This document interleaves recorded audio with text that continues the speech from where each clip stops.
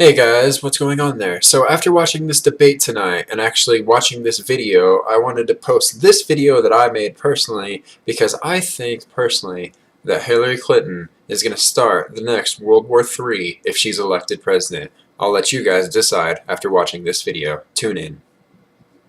Well, Aleppo is a disaster. It's a humanitarian nightmare, but it has fallen from any standpoint. I mean, when you need a signed document, take a look at Aleppo. It is so sad when you see what's happened. And a lot of this is because of Hillary Clinton. Because what's happened is by fighting Assad, who turned out to be a lot tougher than she thought, and now she's going to say, oh, he loves Assad. He's just much tougher and much smarter than her and Obama. And everyone thought he was gone 2 years ago, 3 years ago. If she did nothing, we'd be in much better shape. And this is what's caused the Great Migration, where she's taken in tens of thousands of Syrian refugees who probably, in many cases, not probably, who are definitely, in many cases, ISIS aligned. And we now have them in our country. And wait till you see what this is going to be, the great Trojan horse. And wait till you see what happens in the coming years. Lots of luck, Hillary. Thanks a lot for doing a great job. Secretary Clinton, you have talked about, and in the last debate and again today, that you would impose a no-fly zone to try to protect the people of Aleppo and to stop the killing there. President Obama has refused to do that because he fears it's going to draw us closer or deeper into the conflict. And General Joseph Dunford, the chairman of the Joint Chiefs of Staff, says, you impose a no-fly zone, chances are you're going to get into a war, his words, with Syria and Russia.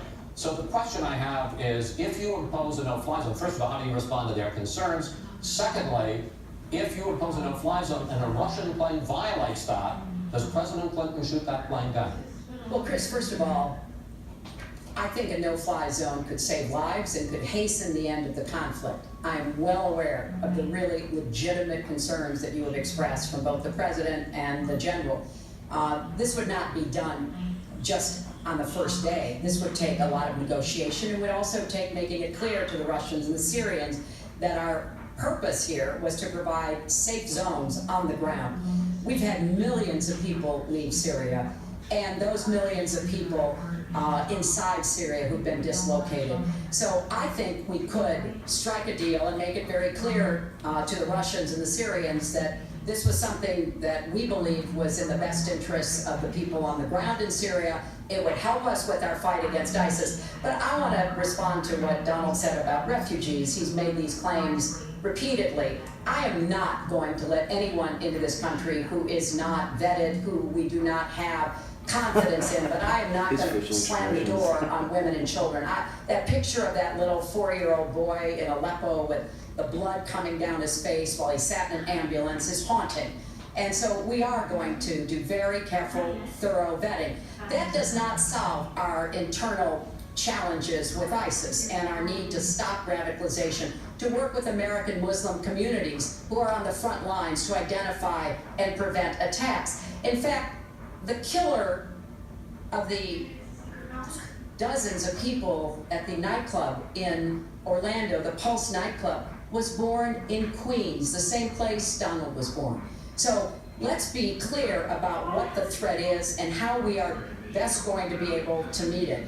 And yes, some of that threat emanates from over in Syria and Iraq, and we've got to keep fighting, and I will defeat ISIS. And some of it is we have to up our game and be much smarter here at home. I want to get into our final segment. But I just have to, it's so ridiculous what she will defeat ISIS. We should have never let ISIS happen in the first place. And right now they're in 32 countries. Okay. Should have done. Wait 1 second. They had a ceasefire 3 weeks ago. A ceasefire, United States, Russia, Syria. And during the ceasefire, Russia took over vast swatches of land. And then they said, we don't want the ceasefire anymore. We are so outplayed on missiles, on ceasefires. They are outplayed. Now, she wasn't there. I assume she had nothing to do with it. But our country is so outplayed by Putin and Assad and by the way, and by Iran. Nobody can believe how stupid our leadership is. Mr. Trump, Secretary Clinton, no, we need to move on to our final segment, and that is the national debt, which has not been discussed until tonight. Our national debt as a share of the economy, our GDP, is now 77%. That's the highest since just after World War II. But the nonpartisan committee for... Hey guys, some key points to consider.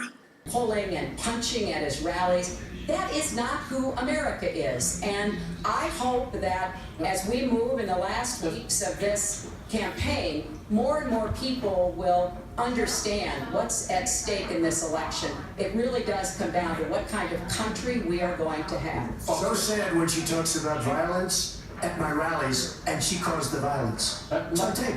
It's a criminal enterprise.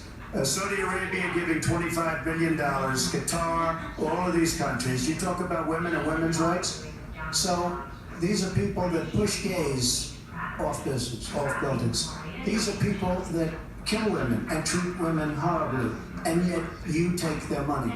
So I'd like to ask you right now, why don't you give back the money that you've taken from certain countries that treat certain groups of people so horribly? Why don't you give back the money? I think it would be a great gesture, because she takes a tremendous amount of money, and you take a look at the people of Haiti. I was at a little Haiti the other day in Florida, and I want to tell you, they hate the Clintons, because what's happened in Haiti with the Clinton Foundation is a disgrace.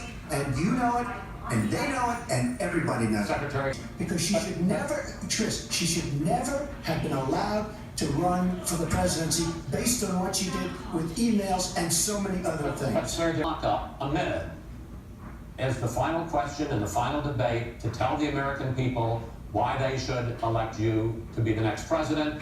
This is another new mini segment. Secretary Clinton, it's your turn to go first. Well, I would like to say that everyone watching tonight, that I'm reaching out to all Americans, Democrats, Republicans, and independents, because we need everybody to help make our country what it should be, to grow the economy, to make it fairer, to make it work for everyone. We need your talents, your skills, your commitment, your energy, your ambition.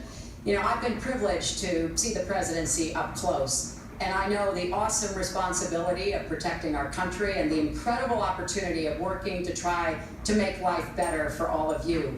I have made the cause of children and families really my life's work. That's what my mission will be in the presidency. I will stand up for families against powerful interests, against corporations. I will do everything that I can to make sure that you have good jobs with rising incomes, that your kids have good educations from preschool through college. I hope you will give me a chance to serve as your president. Secretary Clinton, thank you. Yeah, Mr. Trump? I agree on that. She's raising the money from the people she wants to control. Doesn't work that way. But when I started this campaign, I started it very strongly. It's called Make America Great Again. We're going to make America great. We have a depleted military. It has to be helped, has to be fixed. We have the greatest people on earth in our military. We don't take care of our veterans. We take care of illegal immigrants, people that come into the country illegally, better than we take care of our vets. That can't happen. Our policemen and women are disrespected. We need law and order, but we need justice too. Our inner cities are a disaster. You get shot walking to the store, they have no education, they have no jobs. I will do more for African Americans and Latinos than she can ever do in 10 lifetimes. All she's done is talk to the African Americans and to the Latinos. But they get the vote, and then they come back, they say, we'll see you in 4 years. We are going to make America strong again, and we are going to make America great again, and it has to start now. We cannot take 4 more years of Barack Obama, and that's what you get when you get her. Thank you both. Well guys, welcome back.